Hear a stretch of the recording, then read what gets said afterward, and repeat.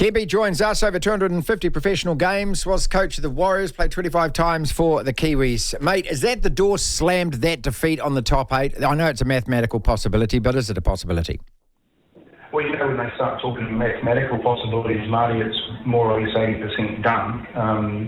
And looking at their run home, they've got to win the next 2-1 tonight against the Tigers, and then Parramatta next week sit equal bottom.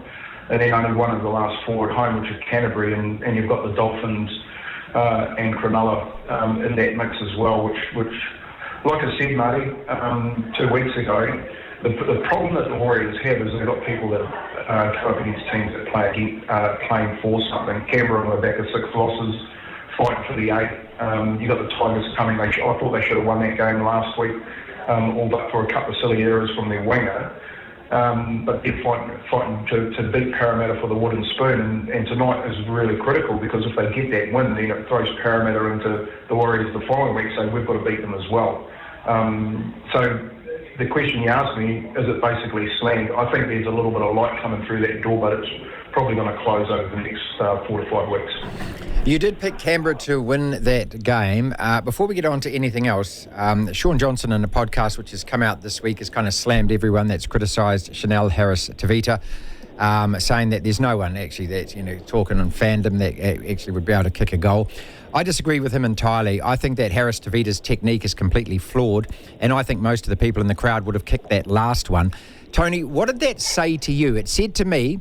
Now, I'm not heaping on Harris-Tavita here, because I'm not blaming him for the loss, but that goal should have been kicked. He looked like a guy to me that has not kicked a football or practiced goal kicking in a very long time, and he certainly didn't do any of it pre-game. Would you agree with that?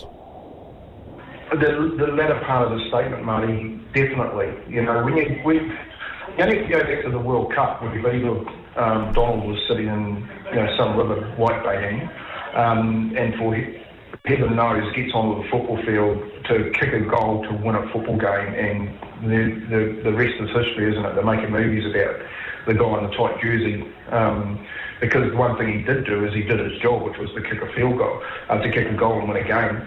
And when you're talking about it like that, and you're saying he didn't practice enough, it looked like he didn't practice enough, well then that's an indictment really on the management, and not getting themselves prepared, and considering that Sean Johnson's out and Montoya was their main kicker, not to have a qualified backup kicker within their side, especially knowing that games aren't going to be won by 40 points. They're going to be battling out for them, and it'll come down to a field goal or a penalty kick in the Warriors run home. So no, he doesn't take the blame entirely, but he needs to be held accountable for picking that role and doing such a poor job of it. They scored enough tries, mate. Like I said, they scored 4 tries compared to Canberra's 3 tries. But it was the kicking that let them down. And at the end of the day, when you're fighting for your life, kicks that are 5 metres to the left of a post need to be kicked. So, you don't buy into the narrative that's, oh, woe is me, poor Warriors, oh, this guy's off injured, that guy's off injured. You see, I look at it in terms of, the absolute professionalism of a side. You need your backup to the backup to be ready to kick a goal in this competition if needed. A couple of weeks before that, Harris-Tavita had a chance to ice the game against the Dogs and failed with a field goal, which was really handy as well. Look, if the guy isn't ready to kick, then somebody else has to be ready to kick. Is it as simple as that? It's just preparation, and that's lacking. Yeah, look, I know the answer to your question is no, I don't buy into it. I don't buy into it one iota. Like, there is more to talk about than crying injuries or crying lack of kickers when you're sitting and you're languishing down in 14th position on a table. Like, questions need to be asked. And Christopher Reeve's article this morning, he sounds like he's writing about the National Party, and he's a Labour supporter. Like, you can't be cheerleading from the top of the Mount Smart Stadium about the Warriors season, because it has been nothing short of a disaster compared to the heights they got to last year. We're all expecting them to be in the top 4, at least the top 8 this time of the year, and here we are, probably one loss away from calling it a season, and now they're writing about a coach who doesn't get to pick players in his team because they're injured. Well, guess what? So do the other 16 sides. And we're talking about making sure you're prepared. Well, the competition this year, from 3 to 17, have been fighting for their lives to get inside the 8, and you've got to cover all your bases. So, I think for me they've forgotten actually what their main job is. They talk about building pubs, they talk about this wonderful culture and players that they're getting, but the one thing that people are judged on and held accountable for, and I know this personally, is results, and they're not getting them. I started the show by saying, mate, Tony Kemp is with us. We're talking about the Wars tonight versus the Tigers, and I said that, to me, the season and where the club is actually at, and I'm not talking about TikToks and fancy memes and the sellout crowds, because all of that is great, but I agree with you. The only currency that the Warriors are involved in, the only currency that is relevant is how many wins they get and where they are on the points table. They're not a promotional, a marketing PR company. They're a football side, right? Or let's define them as a promotional marketing company that sells jerseys, has pubs, and has a football side as a plaything. I don't believe that's the case. I believe the main thing is the side. So I think that where they're at is now defined by these next 6 games, Tony. And I referenced when I started the show, going back to 2022, with poor old Stacey in charge, head down at press conferences, talking about the players not being asked, tackling, can't be bothered running back, can't play for, no pride in the jersey, all that. These next 6 games tell me where Andrew Webster is at, and also the influence he has on those players, because I expect nothing other than those players to go out and play harder than they've ever played for their coach and for their club and for their fans. Well, Manny, I'd say that there's too many people drinking the Kool-Aid. You've got to stop drinking it. You've got to stop the bluff and call it for what it is. And I think you raised the question about Stacey Jones when he was coaching the Warriors. People couldn't wait to put the boot into him, and you had a total different set of circumstances.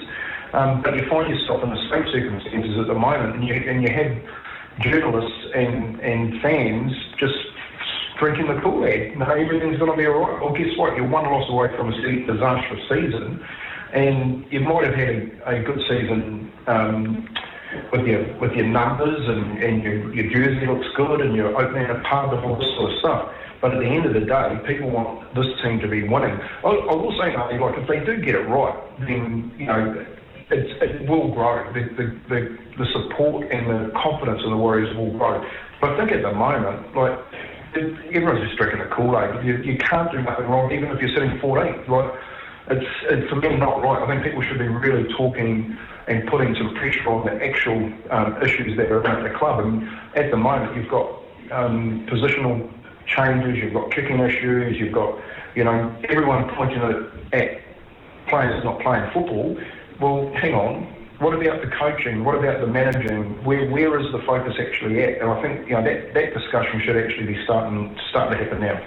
Kempy, one of the things when we're doing the Rugby League Hour and the Tony Kemp podcast, one of the things that you brought up about 7 or 8 weeks ago after we spoke with Richie Agar was when times are tough like this, when the team's not winning, about the assistant coaches, what they're bringing to the table. Are they challenging the head coach enough? Have you got a lot of guys that are just yes men going, yes boss, yes boss, yes boss? Or have you got a lot of guys sitting there going, no, I don't believe that. We should be trying this.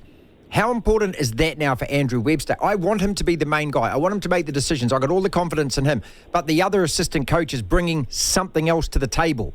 And is there evidence that that's what they're doing?